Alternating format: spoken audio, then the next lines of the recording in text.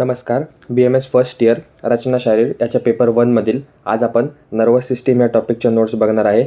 Nervous system हा खूप तसा वास्ट टॉपिक आहे. सिलेबस कॉपीनुसार त्यामध्ये खूप पॉईंट्स इन्क्लूड केलेले आहेत.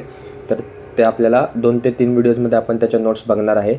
पूर्ण एका व्हिडिओमध्ये जर आपण बघायला गेलं तर व्हिडिओ पण खूप मोठा येईल आणि मग तुम्हाला गोष्टी जास्त क्लिअर लिहिता येणार नाहीत किंवा नीट नोट्स देता येणार नाहीत. त्यामुळे आपण त्याला 3 पार्टमध्ये डिवाईड करूयात. आजच्या ह्या पार्ट 1मध्ये आपण नर्वस सिस्टीमचं इंट्रोडक्शन, त्याच्यानंतर त्याचे कवरिंग्स वगैरे, त्यानंतर जे सेरेब्रम हा मेजर पार्ट आहे नर्वस सिस्टीममधला, तर त्याच्या नोट्स आपण आज या व्हिडिओमध्ये बघणार आहे. आणि राहिलेले जे पॉईंट्स असतील त्याच्या नोट्स आपण येणाऱ्या व्हिडिओमध्येच बघूयात. तसंच BMS फर्स्ट इयर संबंधित इतर विषयाचे इतर व्हिडिओसुद्धा चॅनलवर अपलोडेड आहेत. ते तुम्ही जाऊन प्लेलिस्टमध्ये जाऊन बघू शकता.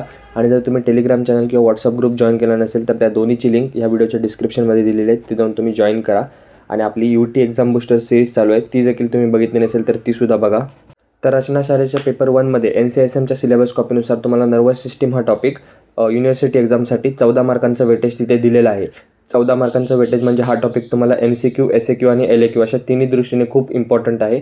आणि नर्वस सिस्टीम जर तुम्ही व्यवस्थित स्टडी केली, त्यातले जे मेजर 3 ते 4 पॉईंट्स आहेत ते तुम्हाला फिक्स असे आहेत की जे LAQला विचारतातच. जसं सेरेबेलम झालं, स्पायनल कॉर्ड किंवा सेरेब्रल स्पायनल फ्लुइड असेल, किंवा असे जे प्रश्न आहेत ते तुम्हाला जे प्रॉपर LAQचे प्रश्न आहेत ते तुम्हाला LAQला फिक्स विचारतातच. आणि जे छोटे छोटे पॉईंट असतील ते तुम्हाला SAQमध्ये विचारतात. तर फिक्स एक SAQ एक LAQ यामधून विचारतात. तर ते व्यवस्थित स्टडी करून जा. ज्या मी नोट्स तुम्हाला देत आहे ते तुमच्या नोट्समध्ये एकदा लिहून घ्या आणि त्या वाचा. तर सुरुवातीला नर्वस सिस्टीमचं आपण बेसिक्स किंवा इंट्रोडक्शन बघूया. त्यामध्ये nervous system it receives the stimuli, conducts impulses and coordinates the activities of different organs to maintain the control and integration. त्याचे फंक्शन्स काय आहेत? Basic primary functions, sensory perception, त्यानंतर motor control, coordination and integration आणि maintenance of homeostasis.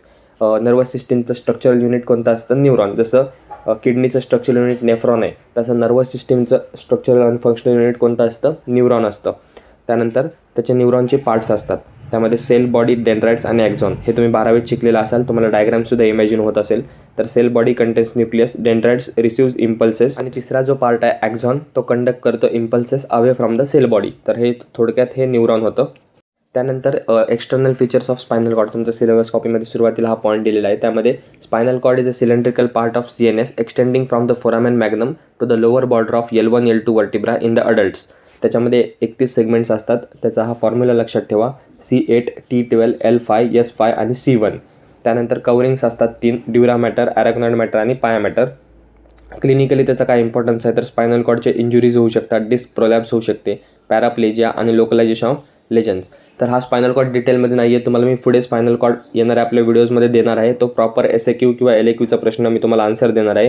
हे थोडक्यात फक्त external features आहेत spinal कॉर्डचे, कारण तुम्हाला सिलेबस कॉपीमध्ये सुरुवातीला हा पॉईंट दिलेला आहे. त्यानंतर बघायला गेलं तर तुमच्यासमोर तुम्हाला एक चार्ट दिसत असेल व्यवस्थित एकदम सुटसुटीत नर्वस सिस्टीमचा. त्याचं डिव्हिजन मी तुम्हाला इथे दिलेलं आहे. तर हा चार्ट व्यवस्थित पाठ करा. आणि ह्याच्यानंतर एक चार्ट आहे, तो सुद्धा तुम्हाला लक्षात ठेवणं गरजेचं आहे. तर नर्वस सिस्टीम ही 2 प्रकारे डिवाईड केलेली आहे, एक तर ॲनाटॉमिकल आणि दुसरी फंक्शनल. ॲनाटॉमिकल डिव्हिजन्समध्ये 2 प्रकार आहेत: सेंट्रल नर्वस सिस्टीम आणि peripheral nervous system. Central nervous सिस्टीमच्या अंडर ब्रेन आणि स्पायनल कॉर्ड हे येतात. आणि पेरिफेरल नर्वस सिस्टीममध्ये 12 पेअर ऑफ क्रॅनियल नर्व्स आणि 31 पेअर ऑफ स्पायनल नर्व्स. त्यानंतर फंक्शनलचं डिव्हिजन बघितलं तर ॲफरंट कंपोनंट आणि इफरंट कंपोनंट. ॲफरंट काय करतं तर provides sensory information to the CNS.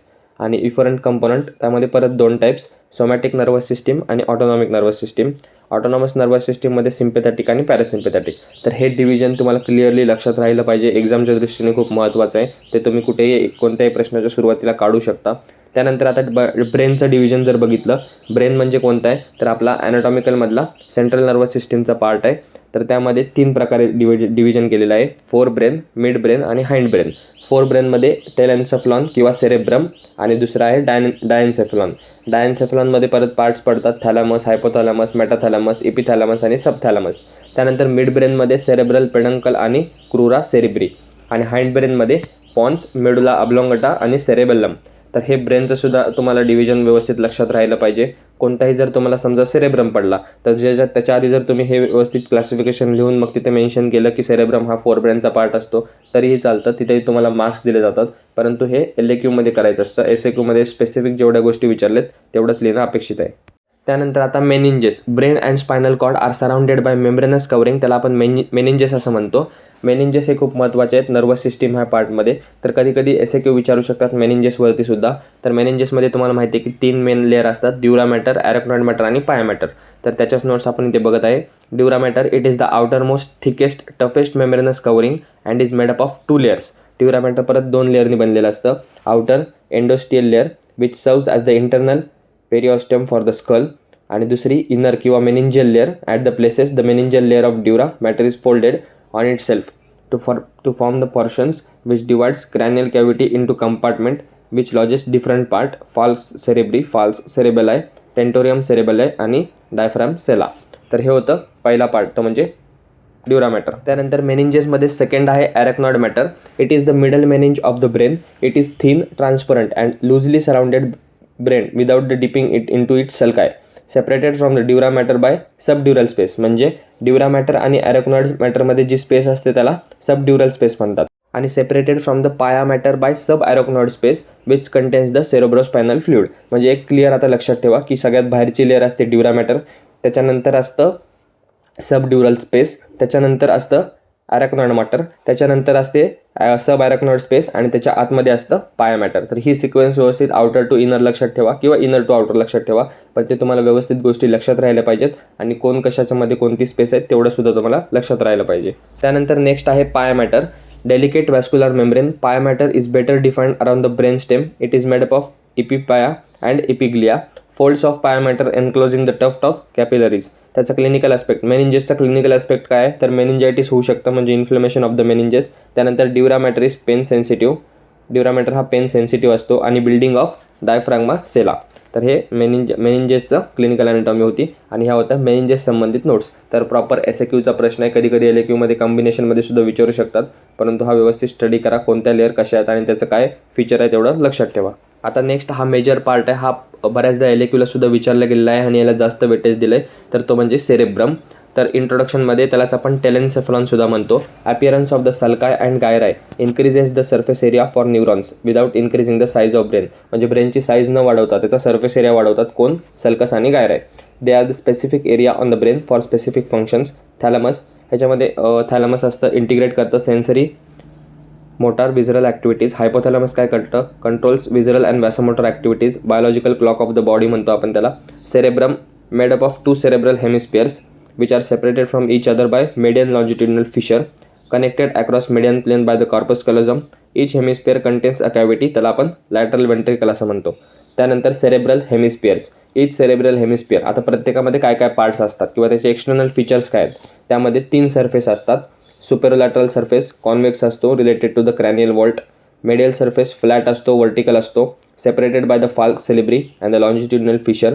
Inferior surface हा इरेग्युलर असतो, divided into the anterior orbital surface and the posterior tentorial surface. तर हे जेव्हा तुम्ही व्यवस्थित लक्षात ठेवाल एक्सटर्नल फीचर, आधी सुरुवातीला काय करायचं, किती मेन गोष्टी काय आहेत तर ते लक्षात ठेवायच्या. सरफेस किती आहे, पोल किती आहे, लोब किती आहे, हे गोष्टी लक्षात ठेवायच्या, नावं लक्षात ठेवायचे आणि त्याच्यानंतरची स्टेप त्याच्यामधलं कंटेंट लक्षात ठेवायचं. असं जर सिक्वेन्शियली तुम्ही केलं आणि प्लस डायग्राम लक्षात ठेवायची, या जर 2-3 गोष्टी तुम्ही फॉलो केल्या तर नक्कीच तुमचे एक्सटर्नल फीचर्स व्यवस्थित लक्षात राहतील. तुम्हाला जास्त त्याला रट्टा मारायची गरज नाही आहे, तुम्ही पाठ करून म्हणजे समजून घेऊन लक्षात ठेवू शकता. त्यानंतर सेरेब्रममध्ये 4 बॉर्डर्स असतात. Superomedial border separate the superolateral surface from medial surface. नावातच आहे सुपेरोमेडियल, म्हणजे सुपेरोलॅटरल सरफेसला मेडियल सरफेसपासून सेपरेट करते. त्यानंतर इन्फेरोलॅटरल काय असणार, सुपेरोलॅटरल सरफेसला इन्फिरियर सरफेसपासून सेपरेट करते. त्यानंतर medial orbital border separates the medial surface from orbital surface. म्हणजे फक्त बॉर्डरचं नाव तुम्हाला लक्षात ठेवायचं आहे, त्यात जे लिहायचं ते त्याच्या नावातच दिलेलं आहे. त्यानंतर medial occipital border separates the medial surface from tentorial surface. तर ह्या 4 बॉर्डर होत्या. मागे आपण 3 सरफेस बघितले. नेक्स्ट आपण बघूयात 3 पोल्स असतात, फ्रंटल पोल, ऑसिपिटल पोल आणि temporal pole. Frontal pole at the anterior end, occipital pole at the posterior end आणि temporal pole at the anterior end of the temporal lobe. हे 3 pole होते. आणि 4 lobes असतात. Each cerebral hemisphere is divided into 4 lobes. प्रत्येक cerebral hemisphere हा 4 लोबमध्ये divided असतो. Frontal lobe, parietal lobe, occipital lobe आणि टेम्पोरल लोब. पोल आणि लोबमध्ये कन्फ्यूज होऊ नका. एक एक्स्ट्रा पोल 3 सांगितलेत आणि लोब 4 सांगितलेत. तर मगाशी मी तुम्हाला सांगितलं होतं की एक्सटर्नल फीचर्स जेव्हा लक्षात ठेवता तेव्हा मेन हेडिंग प्लस त्यातलं कंटेंट आणि प्लस डायग्राम, जेव्हा असं तुम्ही तिन्ही गोष्टी लक्षात ठेवता तेव्हा नक्कीच तुम्हाला ते समजून घेऊन तुम्ही लक्षात ठेवू शकता, रट्टा मारायची गरज नाही. आणि ही ती डायग्राम आहे जी मी तुम्हाला सांगत होतो. तर सेरेब्रम खूप सोपा डायग्राम आहे. एक असा शेप काढायचा, त्याच्यानंतर त्याच्यामध्ये 4 डिव्हिजन करायचे जे आपण आता लोब्स पाहिले जस्ट. त्यामध्ये 4 लोब्स लिहायचे. पुढचा असतो तो फ्रंटल, शेवटचा असतो तो ऑसिपिटल. फ्रंटल आणि ऑसिपिटलच्या वरचा मधला परायटल आणि खालचा जो लोब आहे तो टेम्पोरल लोब. तर एवढं सिंपल ते काढायचं आहे. त्याच्यानंतर जे सल्कस किंवा गायरा आहेत त्याला नावं द्यायचे आणि सरफेसला किंवा बॉर्डरला नावं द्यायचे. अशा प्रकारे तुमचा सेरेब्रमचा डायग्राम रेडी होतो. त्यानंतर sulcus and gyri on the superolateral surface. आता सेरेब्रम तर आपण बघितला आहे, त्यामध्येच एक पॉईंट येतो तो म्हणजे सल्कस अँड गायरा आहे. तर वेगवेगळे जे सरफेस सांगितले त्याच्यावर प्रत्येकावर जे सल्कस अँड गायरा आहेत त्याची नावं सांगितलेली आहेत. Central sulcus, lateral sulcus, parieto occipital sulcus आणि प्री ऑसिपिटल नॉच. त्यानंतर सल्कस ऑन द लोब्सवर कोणते सल्कस आहेत. फ्रंटल लोबवरती प्री सेंट्रल सल्कस, त्यानंतर सुपिरियर इन्फिरियर फ्रंटल सल्काय आणि anterior horizontal and anterior ascending rami of the lateral sulcus. त्यानंतर parietal लोबवरती post central sulcus, intraparietal sulcus, temporal लोबवर सुपिरियर इन्फिरियर टेम्पोरल सल्कस. नावानुसारच आहे, शक्यतो तुम्ही जर सोप्या गोष्टी लक्षात ठेवल्या तर तुमच्या नक्कीच लक्षात राहील. ऑसिपिटल लोबवर lateral occipital sulcus, lunate sulcus आणि ट्रान्सवर्स ऑसिपिटल सल्कस. त्यानंतर sulcus and gyri on the medial surface. Sulcus कोणते असतात मेडियल सरफेसवरती. Cingulate sulcus, calcarine sulcus, suprasplenial sulcus, anterior and posterior parolfactory sulcus. त्यानंतर गायरा कोणते आहेत तेच सिंग्युलेट गायरा आहे, नावानुसार जे नाव आहेत तेच गायरा करायचे. पॅरासेंट्रल गायरा आहे, मिडल फ्रंटल गायरा आहे, प्री क्विनस गायरा आहे आणि क्विनस गायरा आहे. त्यानंतर sulcus and gyri on the orbital surface. त्यामध्ये ऑल्फॅक्टरी सल्कस, लॅटरल सल्कस आणि रेक्टस गायरास. त्यानंतर sulcus and gyri on the tentorial surface, collateral sulcus, occipito temporal sulcus आणि रायनल सल्कस. गायरामध्ये पॅराहिप्पोकॅम्पल गायरा आणि अनकस गायरास. तर इथं सल्कस आणि गायराची तुम्हाला नावच लक्षात ठेवणं. इथं काही शॉर्ट ट्रिक नाही आहे किंवा काय शॉर्टकट नाही आहे किंवा काही असे वेगळी गोष्टी सांगू शकत नाही. जे आहे ते नावच लक्षात ठेवणं आहे. तर जसं तुम्हाला पाठवेल तसं तुम्ही लक्षात ठेवा. टेबल काढता आला तर टेबल काढा, कसं पण लक्षात ठेवा.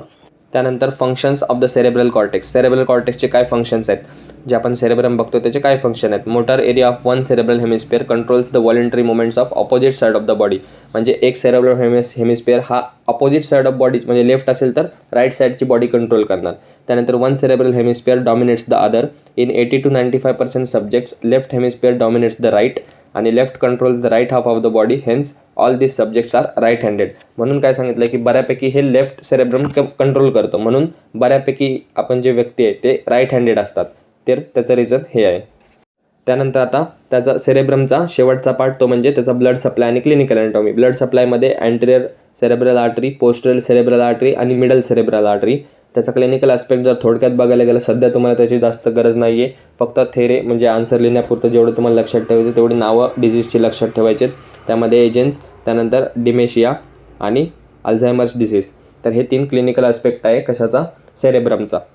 तर ह्या होत्या नर्वस सिस्टीममधील इंट्रोडक्शन. त्याच्यानंतर आपण त्याचं फंक्शन्स बघितले, स्पायनल कॉर्डबद्दल थोडी माहिती बघितली. त्यानंतर आपण त्याचं क्लासिफिकेशन बघितलं, ब्रेनचं क्लासिफिकेशन बघितलं आणि सेरेब्रमच्या डिटेलमध्ये नोट्स बघितल्या, सोबत डायग्रामसुद्धा बघितली. तर हा होता नर्वस सिस्टीमचा पार्ट 1 व्हिडिओ. आता ह्याचे राहिलेले जे नोट्स आहेत ते आपण येणाऱ्या पार्ट्समध्ये बघूया. शक्यतो अजून 2 पार्ट्स होतील. नेक्स्ट पार्टमध्ये आपण त्याच्या राहिलेल्या नोट्स बघूयात.